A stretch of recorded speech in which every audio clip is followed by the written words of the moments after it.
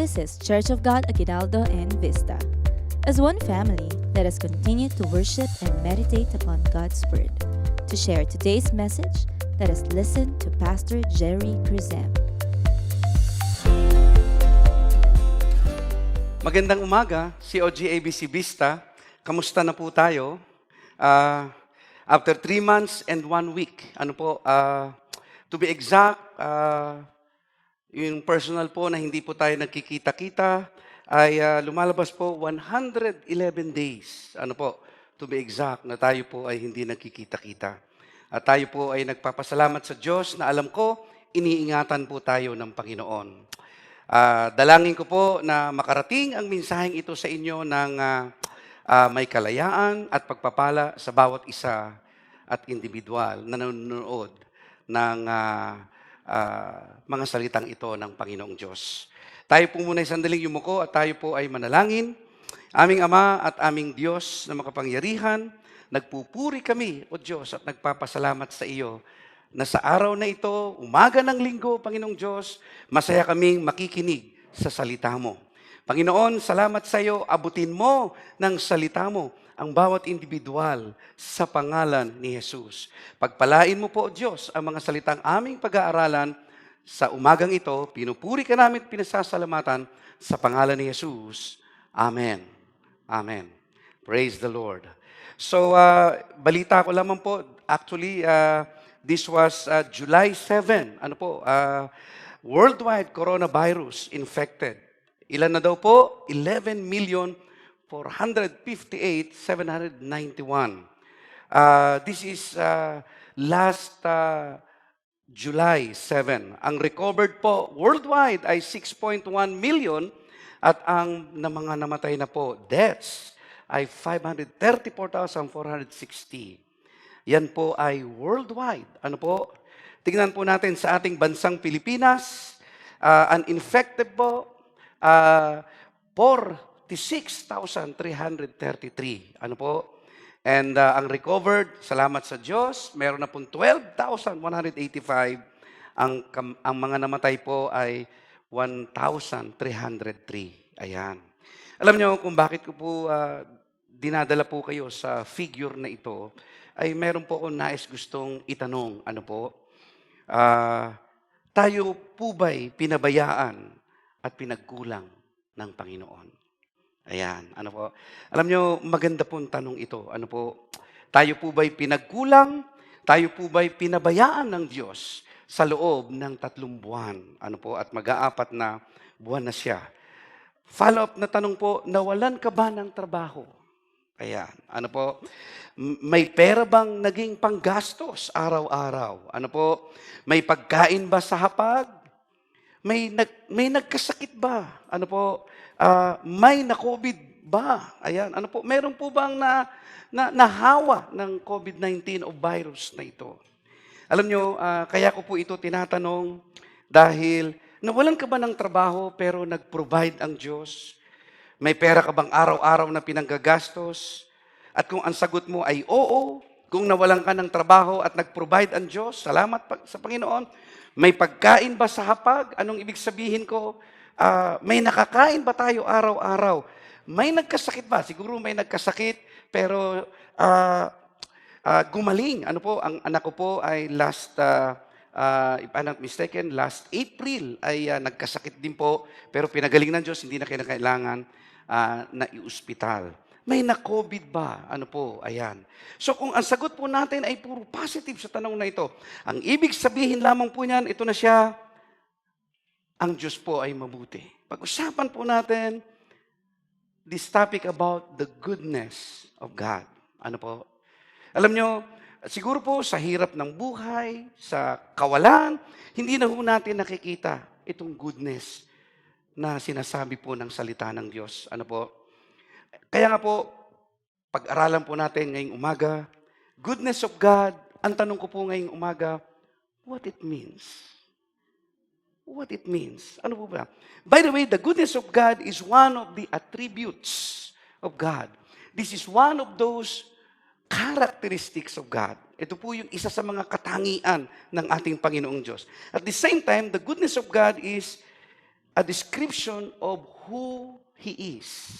So parang ganito po, the goodness of God or goodness of God is equals to His attributes. Ano po? Ito po yung nagpapakilala ng kanyang katangian at the same time and the description of His very essence. Kung tatanungin niyo po, sino ang Diyos? Makikilala niyo po siya sa pamamagitan ng kanyang kabutihan. Ayan. Kaya nga po, parang ganito, that is why God by nature is inherently good. Ayan. Ano po? So, ibig sabihin, ang Diyos po, yan yung kanyang kalikasan. Likas sa Diyos, ang siya ay mabuti. Ayan. Ano po? Psalms 34 verse 8 tells us, ito po ang sabi, taste and see that the Lord is good. Wow. Nakilala mo na ba ang Panginoon? Ang sabi ng psalmist, ano po, ang sabi ng mga awit, maranasan mo ang kabutihan ng Diyos. Makita mo ang kabutihan ng Diyos. Ang sabi, blessed is the one who takes refuge in Him. Pinagpala daw po ang taong ang kanlungan, walang iba, kundi ang Diyos. Kaya nga po sa umagang ito, let me share to you the truth about the goodness of God. Here's the truth about the goodness. God is the foundation of goodness and of every good. He did not obtain it from other sources because this is the very essence who He is. Parang ganito. Ikaw ba yung taong mabuti? Ikaw ba yung taong mabait? Nako, yan palang kabutihan mo. Yan palang kabaitan mo sa kapwa. Yan pala, ang pinagmulan niyan ay ang Diyos. Ayan, ano po. So, ang sabi po natin, the goodness of God, what does it mean? Pangalawa po, what it does. Ako, ito po yung maganda. Ano po ba ang nagawa sa buhay natin ng kabutihan ng Diyos? Ideally, the goodness of God is evident in all of His creation and even in His accomplishment. Ano po?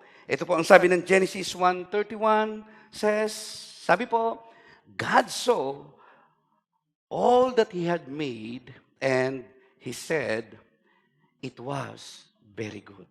Ayan. Siya nga po pala. Please understand this that we cannot obtain or earn earn and merit the goodness of God. Hindi po. Bakit po? Romans 3:10 says, as it is written, there is no one righteous, no not one. Kung atin pong hihimay-himayin yun, para bagang sinasabi, there is no one good, no not one. Pero ang maganda po, kahit walang mabuti, sinasabi ng Biblia, this goodness of God is available to each one of us, regardless of our status in life. And let us look at now the goodness of God on this verse, Matthew 5:45. Ito po ang sabi. Ang sabi po, He causes, look at this, His sun to rise on the evil and the good, and sends rain on the righteous and unrighteous. Pansinin niyo po ito. Ang Diyos po pala, pag nagpaulan, pambihira, pag nagpaulan siya, pinauulanan niya ang matuwid at hindi matuwid. Nasisinaga ng araw daw ang masama at the same time, ang mabuti. Kaya nga po, napakabuti ng Diyos.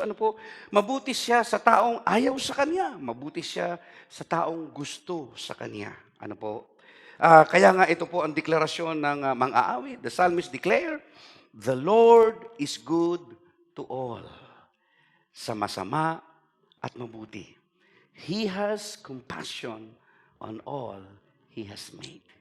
Meron daw po siyang habag sa lahat ng Kanyang mga nilikha. Kaya, kung ang tao man po ay masama, kung ang tao man po ay mabuti, tinitignan po tayo ng Diyos, pantay-pantay. Ayan. Uy, by the way, I have a good news to you this morning. Alam niyo po ba itong God's goodness? Ayan. God's goodness is very, very personal. Ayan. Ano po? Uh, Let me sing to you the chorus of this song. Ito po siya. Tingnan niyo po kung personal. Ang sabi po ng kanta, and all my life you have been faithful. And all my life you have been so, so good.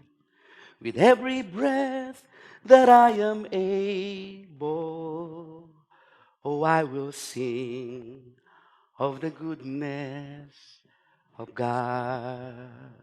Personal po ba? Ang sabi ng kanta, and all my life, you have been faithful. Naging tapat ba sa iyo ang Diyos? And all my life, you have been so good. Alam nyo, by nature, matigas ang ulo ng tao. Pero sa kabila nito, ang Panginoon po ay nagmamahal. Ayan.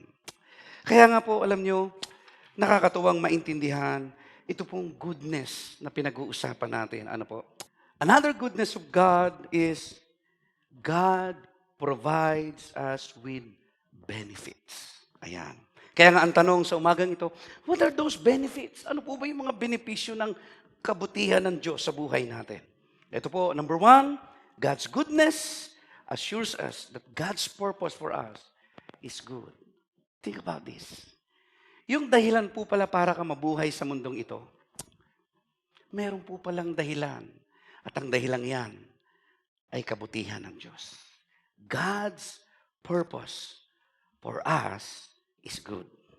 Ito po ang sabi ng James 1:17. Ito po ang sabi niya, every gift God freely gives us is good and perfect. Ayan, ano po? Streaming down from the Father of lights. Ayan, ano po? Who shines from the heavens with no hidden shadow or darkness and is never subject to change. Ayan. So, pansinin niyo po ito. Ang lahat daw ng magagandang bagay ay nagmula sa taas. Kanino? Sa Panginoon. At yun daw po ay good and perfect. Wow! Ano po? By the way, please remember, the goodness of God, okay, may not show up sometimes in a happy experience. Gusto ko pong linawin po ito. Minsan, ang kabutihan po ng Diyos, hindi ho siya nakikita natin sa happy moments of life. Ano po? But sometimes, it disguises us sometimes with hardship, okay, or trouble in life. Yan, ano po? But the good thing is, God can use our difficulties, our hardship, for our own good. Ayan. Ginagamit po ng Diyos minsan itong pangit na nangyayari sa ating buhay para po tayo mapabuti. Ano po? For example, ito po ang sabi ng Bible. Apostle Paul said, ang sabi, and we know that all that happens to us is working for our good if we love God and are fitting into His plan. Ang lahat daw ng bagay ay nagkakalakip-lakip na gumagawa para daw po sa atin. At para daw po ang kalooban ng Diyos ay maisakatuparan sa ating buhay. Alam nyo, may mga ilang testimony po ako. By the way, may ilang picture po ko dito ng mga mag-aasawa na nais ko pong i-share sa inyo ang kanilang testimony.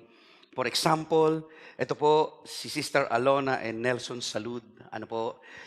By the way, si Brother Nelson po ay isang seaman at dahil po sa COVID-19 na ito, sila po ay na-lockdown sa Estados Unidos at naipit siya doon ng 3 buwan. At sa loob po ng 3 buwan, wala po siyang trabaho, naka-lockdown lang po sila sa rooms. Pero alam niyo po ba, naghimala ang Diyos. Sa kabila ng lockdown na ito, sa loob ng barko, ginawa po siyang isa sa mga crew para magpakain ng 1,500 na Pilipino na mga kasamahan niya. Sabi niya gano'n, nakakatuwa ang Diyos. Kahit nandito ako, supposed to be, wala na akong kikitain dahil lahat naman kami ay naka-lockdown, pero kumikita ako kahit papano. At isa pang nakakatuwa, dito po sa bansa natin, yung pong printing press ng pamilya ng Salud na dati hindi pumipick up. Alam niyo po ba, ang order po ngayon ng printing nila, t-shirt printing, umaabot na po hanggang Visayas. Opo, nakakatuwa. So tama po ba? Pangit na nangyari, pero may magandang naging resulta. Pangalawa, gusto ko rin pong ma-meet nyo si Sister Madel and Brother Rene Velasquez. Alam niyo po ba, si Brother Rene po ay nag-uupisina, nagtatrabaho, but due to this pandemic, siya po ay na-lay off, siya po ay nawalan ng trabaho. At akalain mo ba, na nung nawalan po siya ng trabaho, tsaka nagbukas ang isang malaking pagkakataon, na siya po ay makapagbukas ng negosyo ng water station. So tingnan nyo ha, nawalan ng trabaho, nung naisara ang isang pintuan, nagbukas ng another door ang Panginoon at ngayon ay under construction ang kanyang water station. Mabuti po ba ang Diyos? Ayan. Pangatlo, gusto ko rin pong ipakilala sa inyo, Sister Sheila and Eric Dison. By the way, ito pong mag-asawang ito ay negosyante. Opo. Sila po ay may factory ng mga bag. Opo, sila po ay bag maker, like for example, yung knapsack at different kinds of bags. Alam niyo po, nag-iisip sila na mag-lay off ng tao. Anong dahilan? So bagay, ang totoo po niyan, usong-uso ang lay off ngayon. Bakit? For example, sa Okada, nag-lay off ng 1,000 katao. Nag-lay off din po ang mga airlines. So talagang uso. At yun nga po, nag-uusap silang mag-asawa, siguro mag-lay off na rin tayo dahil sa pangyayaring ito na naka-lockdown tayo. Anong ipasusweldo natin sa ating mga tao? Alam niyo po ba, nag-decide sila na huwag mag-lay off. At instead, yakapin ang kanilang mga empleyado. Hindi sila nagtanggal, in other words. And you know what happened? May isa pong negosyante na from nowhere, na kumuha sa kanila ng thousands upon thousands of bags. Naakalain mo ba na ito na po yung sagot ng Panginoon. Kaya nga kapag ikaw ay mabuti sa kapwa, mabuti din ang Diyos. So ito po yung goodness na pinag-uusapan po natin. Ano po? Parang ganito po. Ano po? Parang ganito. Ito na, kung kailan ka nawalan, ayan, doon ka magkakaroon. Grabe, ano po? Hindi nag-lay off. Wow, pambihira. Ano po? Pinagpala. Bakit? Kasi po nag-care sa kapwa. Ano po? Nawala ng trabaho. Na-lay off si Brother Rene. Pero anong ginawa ng Diyos? Nagbukas ng another door para sa isang negosyo. Ayan. Ano po? So, napakadami po. Parang ganito, kung kailan ka nawalan, doon ka magkakaroon. Uy, siya nga pala. Alam niyo po, isang napakalaking problema na kinakaharap ko ngayon dito sa church natin sa ABC Aguinaldo, ay wala po tayong parking. Ano po? Para lang po masunod ang IITF, yung napakaliit po nating parking sa harap na ang kasya lang po ay maximum 7 or 8 cars. Yan po ay inilaan na po natin sa pila. Okay po, sa pila, para po ang mga tao ay doon magpo-fall bago pumasok sa church. Ayan, para po hindi magkadikit-dikit. Yung pong social distancing, or shall I say, physical distance ay ma-observe. Ano po? So, totally po wala tayong parking. Ito na, kung kailan ka nawalan, doon ka magkakaroon. Alam niyo po ba, for the last 6 years, problema ko ang parking ng simbahang ito. Pero nakakatuwa po. Alam niyo po, may ginawang himala ang Diyos. May parking na po ang COG-ABC Aguinaldo. Sa likod ay pumayag si Mr. Uy na may-ari po ng Kelly Hardware na yung part doon sa likod ng parking area nila ay ipagamit sa simbahan. So wala po bang palakpak sa Panginoon? Kung kailan ka nawalan, doon ka nagkakaroon. Una, ang sabi po natin kanina, God assures us that God's purpose for us is good. So number 2, God gives us the perfect model of goodness. Ayan. May modelo po tayo. Ano po? May modelo. Kaya nga po, alam nyo, kung meron po tayong dapat tularan, mga kapatid, wala pong iba kundi ang Panginoon. Opo. Kaya maganda pong maging mabuting tao. Ano po?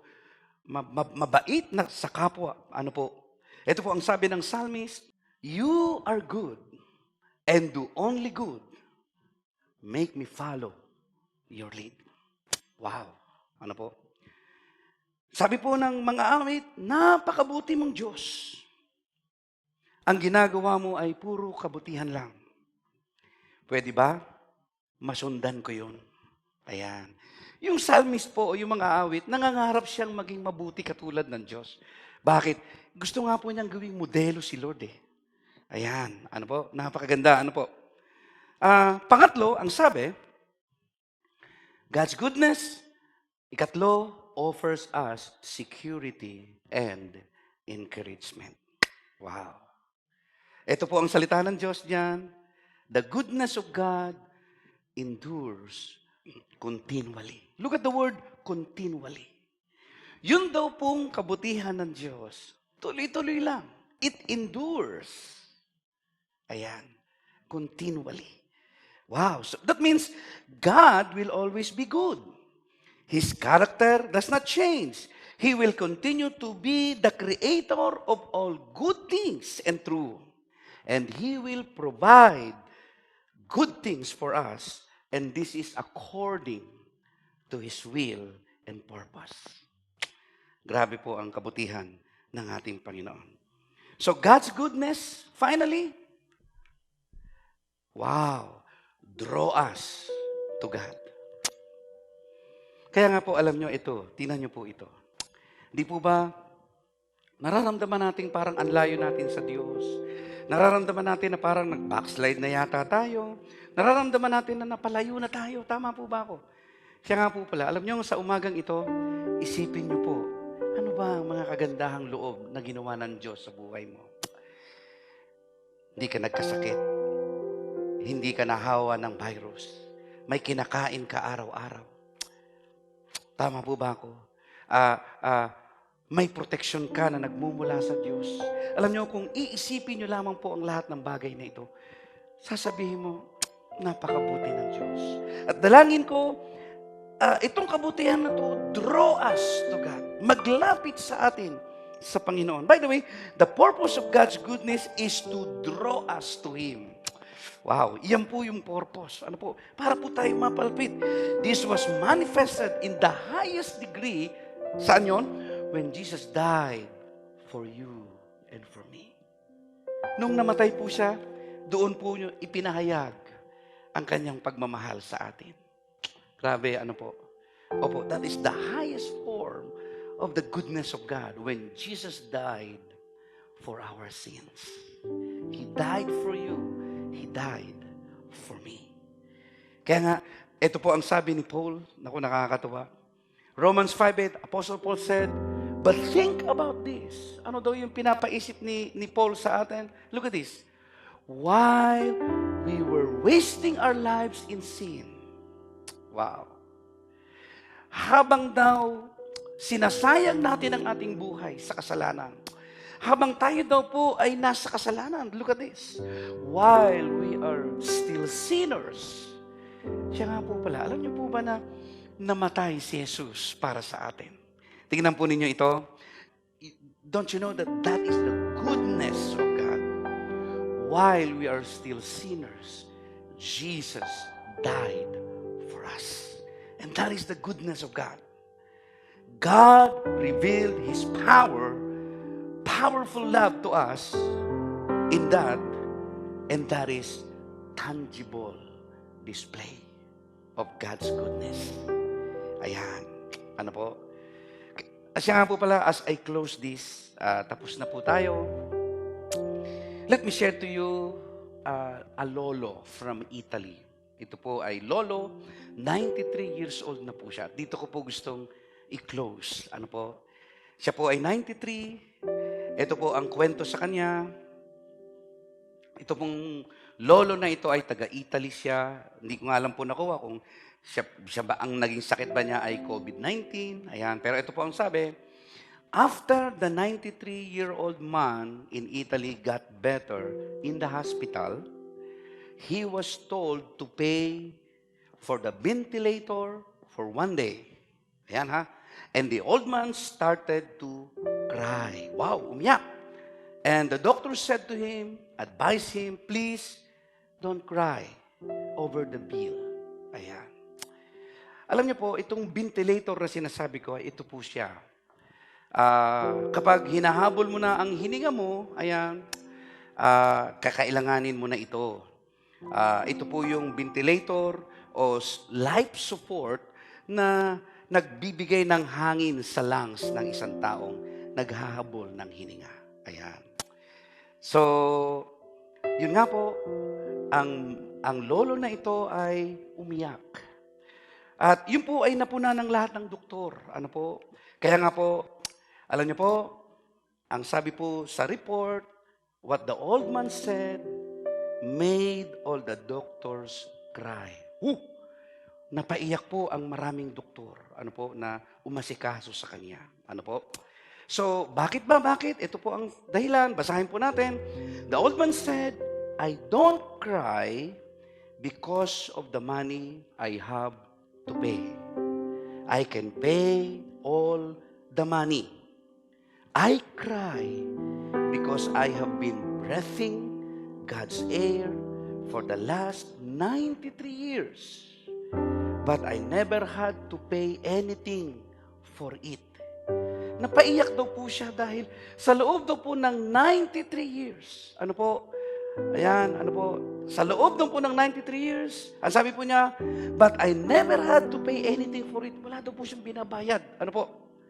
But sabi po niya, but for using a ventilator in your hospital for just 1 day, sabi po niya ganon, I have to pay 5,000 sterling pounds. And here's his realization. I realize now how much I owe God. Ayan. I never thank God for it before. So umaga pong ito, mayroon po ba tayong mensahe makukuha sa lolo na 93 years old? Mayroon po bang mensahe? Alam niyo po ang mensahe dito sa lolo na ito ay ang salitang pagpapasalamat. Natutunan mo na bang pasalamatan ang Diyos sa pangit na nangyari? Natutunan mo bang pasalamatan ang Diyos sa magandang nangyayari sa buhay? Minsan yung maganda, madaling magpasalamat, pero pag pangit siguro ang hirap. Pero alam niyo po ba, yun ang sabi ng Bible, in everything give thanks, for this is the will of God in Christ Jesus concerning you. Magpasalamat daw po tayo sa pangit. Magpasalamat daw po tayo sa magandang bagay. At yun nga po, kapag tayo ay natutong maging mapagpasalamat, alam niyo po, ang Diyos ay nalulugod. Ano po? Kaya nga itong lolo natin na ito pong si lolo, alam niyo ngayon lang siya naka-realize na sa loob ng 93 years ng buhay niya, ngayon lang niya napasalamatan at na-appreciate ang Diyos. Kailan mo huling na-appreciate ang Panginoon? Na-appreciate mo ba siya hanggang ngayon ay wala kang sakit na COVID-19? Na-appreciate mo ba na sa loob ng 3 buwan ay kumakain ka pa rin 3 times a day plus meriendas? Na-appreciate mo ba na maayos ang kalalagayan mo kahit naka-lockdown? Na-appreciate mo ba na may pera kayo? Na-appreciate mo ba na umayos ang takbo ng pamilya nyo? Na-appreciate po ba natin ang Diyos? And you know what? That is the goodness of God. At sana po, dalangin ko yung goodness na ito ang magpalapit sa atin sa Panginoon.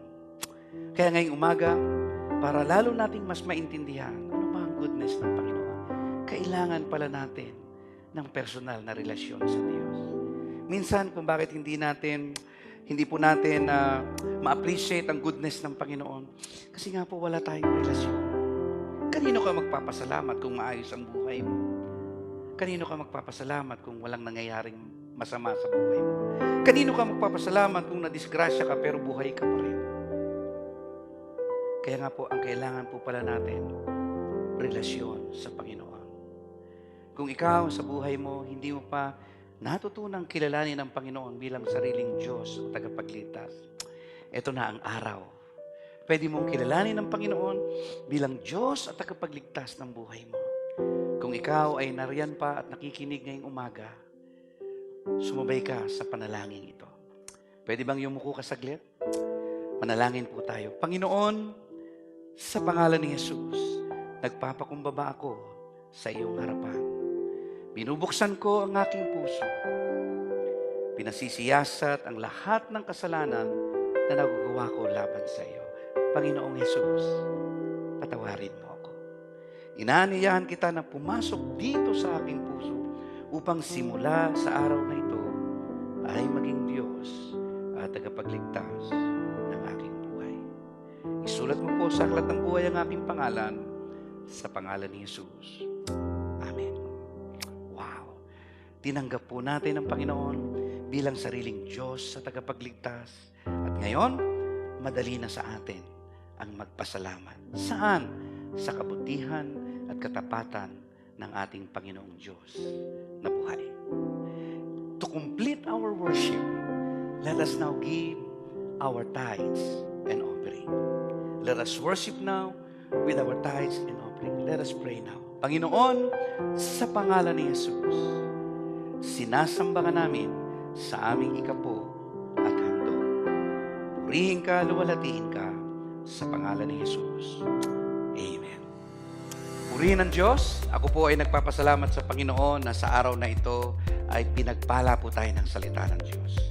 By the way po, maaari pong makapagbukas na po tayo sa darating na July 26, which is last week of this month of July.